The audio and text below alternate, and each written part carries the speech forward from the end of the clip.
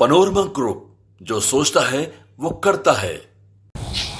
अब तेजस्वी जी अगर चिकित्सक हैं तब तो मैं नहीं कर सकता हूँ। अगर चिकित्सक हैं और चिकित्सा के दृष्टिकोण से अगर बतलाते हैं तब तो कुछ नहीं कहना है। लेकिन जहाँ तक नीतीश कुमार का सवाल है, कौन ऐसा कार्यक्रम उनका नज़र आ रहा है जिसमें उनको अस्वस्थ मानते हैं। उनके यहाँ का चूहा हमारे के यहाँ आते रहता था, सब खा गए। हम लोग चूहा खाने वाले हैं। अगर और उनके यहाँ कोई चूहा है तो भेज दें। ठीक है, आप देख रहे हैं न्यूज़ नेशन में हूँ आपके साथ नरोत्तम सिंह।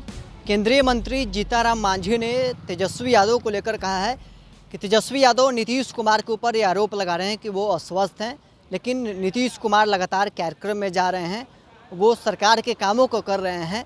अगर तेजस्वी यादव को ये सब दिखाई नहीं देता है तो हमें लगता है कि तेजस्वी यादव ही खुद अस्वस्थ हैं। वहीं उन्होंने चिराग पासवान और चाचा पारस को लेकर जो बयान दिया था, एक बार फिर उसे स्पष्ट करते हुए नजर आ रहे हैं। वहीं उन्होंने तेज प्रताप यादव को लेकर भी बड़ा बयान दिया है। तेज प्रताप यादव के आरोपों पर केंद्रीय मंत्री जीतनराम मांझी ने कहा कि उनकी आवाज़ से हमारे यहाँ चूहा आते रहता था, हम चूहा खाने वाले हैं। अगर और भी उनके यहाँ चूहा है तो वो भेज दें। क्या कुछ कहना है केंद्रीय मंत्री जीतनराम मांझी का, छोड़ जाते हैं आपको इस वीडियो को। अब तेजस्वी जी अगर चिकित्सक हैं तब तो मैं नहीं कर सकता हूँ। अगर चिकित्सक हैं और चिकित्सा के दृष्टिकोण से अगर बतलाते हैं तब तो कुछ नहीं कहना है। लेकिन जहाँ तक नीतीश कुमार का सवाल है, कौन ऐसा कार्यक्रम उनका नज़र आ रहा है जिसमें उनको अस्वस्थ मानते हैं। वो मंत्रिमंडल की बैठक कर रहे हैं, बाढ़ में देखा कि आप लोग ने, उन्होंने विजिट किया, आज हर काम को वो कर रहे हैं। बहुत लोगों का जो जयंती होती है, पुण्यतिथि होती है, वो अवसर पर भी जा रहे हैं। यानी सारा काम नीतीश कुमार कर रहे हैं, तो उनको कैसे लग रहा है कि वो अस्वस्थ हैं। हमको तो लगता है कि तेजस्वी जी ही तो अस्वस्थ न हो गए हैं। पशुपति पारस असली उत्तराधिकारी होंगे, ऐसा हमने कभी नहीं कहा। ये सब आप लोगों के फिल्टर है, आप लोग ऐसा बोल देते हैं।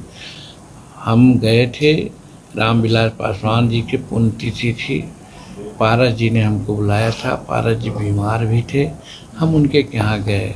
आप लोगों ने वहाँ पूछा तो हमने एक गार्जियन की भूमिका में कहा कि दोनों की लड़ाई घर में रहे तो अच्छा है, बाहर में नहीं लड़ाई हो, और बाहर में एक हो करके अनुसूचित जाति के लोगों के भलाई के लिए काम करें तो ज़्यादा अच्छा होगा, ये मैंने कहा है। पर चिराग पासवान के जीजा जी हैं, कह रहे हैं कि चिराग पासवान दलित नेता के रूप में उभर रहे हैं तो कुछ लोगों की परेशानी हो रही है। अब कौन क्या कर रहा है उससे हमको क्या मतलब है, हमको न पता है। आपने जो कहा, सबसे बड़ा उद्योगपति रतन लाल टाटा जी का निधन हुआ है, उससे हम लोग दुखी हैं।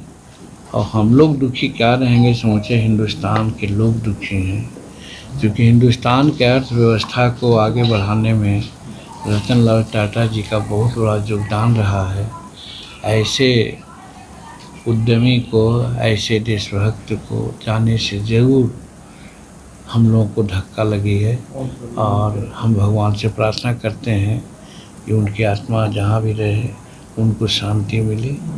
और फिर अन्य लोगों से भी प्रार्थना करते हैं कि जिस स्टेमिना से एक बड़ा पूंजीपति होकर के भी राष्ट्र की सेवा उन्होंने की है, उसी तरह से पूंजीपति हों, उसके लिए शुक्रिया। लेकिन साथ साथ देशभक्ति, समाज सेवा को कभी नहीं भूलें। ये रतन लाल टाटा जी से सीख लें, और पेड़ लेकर के अगर सीखते हैं तो अच्छी श्रद्धांजलि होगी। यही अपेक्षाओं के साथ हम पुनः उनके निधन पर दुख व्यक्त करते हैं, भगवान से प्रार्थना करते हैं उनके आत्मा को शांति मिले। उनके यहाँ का चूहा हमारे के यहाँ आते रहता था, सब खा गए। हम लोग चूहा खाने वाले हैं। अगर और उनके यहाँ कोई चूहा है तो भेज दें। ठीक है, जाइए।